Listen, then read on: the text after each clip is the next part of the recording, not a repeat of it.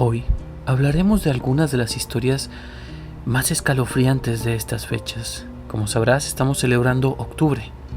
Y en octubre, historias de terror se cuentan. Tenemos Halloween y en México también celebramos el Día de Muertos. Y bueno, tal vez decidas ver una película de terror para pasarla con la familia o los amigos. Sin embargo, quisiera platicarte de una película que fue muy famosa hace algunos años, pero está basada en hechos reales. La Bruja de Blair. ¿Conoces la historia?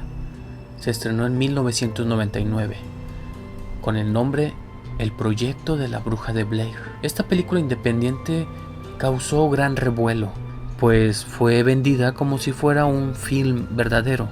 Es decir, unos jóvenes encontraron cintas de una videocámara y lo que vemos en la película al parecer son lo que había dentro de estas cintas. Sabemos ahora que esto es falso. Es un género llamado falso documental. Fue ficticio. Nunca existieron los personajes ni el video fue encontrado de tal forma. Sin embargo, la historia de la bruja es real. Nuestra historia comienza en 1785 en un antiguo pueblo de Blair, actualmente Burkittsville, en la zona norte de Maryland, a 2 horas de distancia de Washington, D.C. Según los archivos oficiales del pueblo, una anciana llamada Ellie Edwards fue acusada que se llevaba a los niños sin permiso para quitarles sangre y hacer ritos oscuros con ellos. El pueblo terminó acusándola de brujería y expulsándola. Según las leyes, la anciana fue atada a una carretilla y abandonada a su suerte en medio del bosque durante un invierno bastante duro.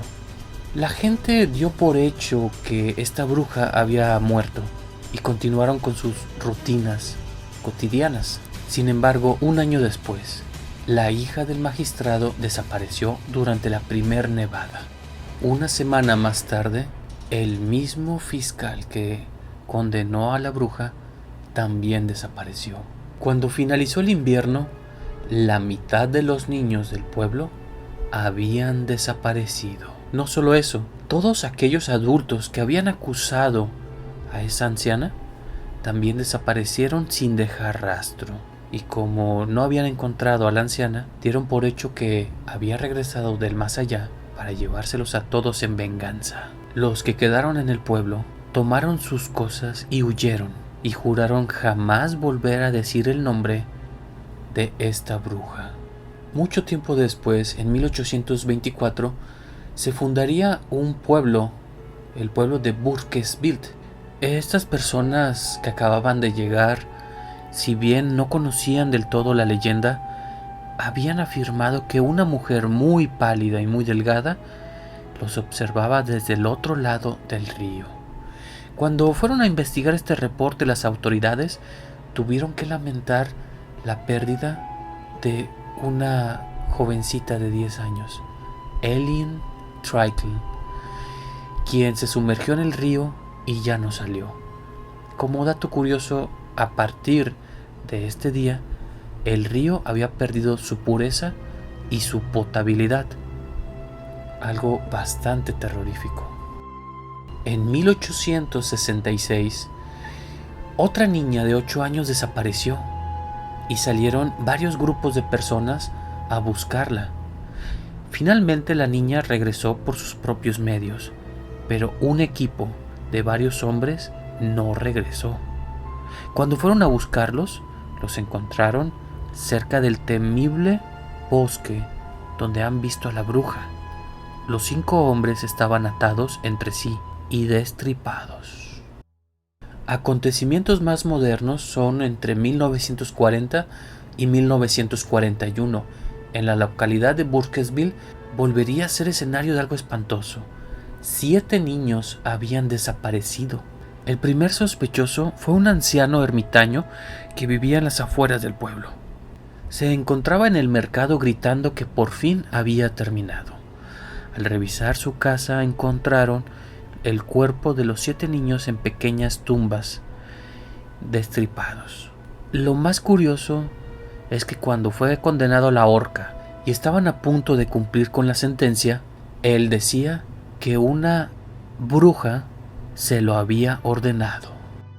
Finalmente, en 1994, 3 estudiantes de la Universidad de Montgomery se harían una especie de documental sobre esta bruja, pero lamentablemente se perdieron.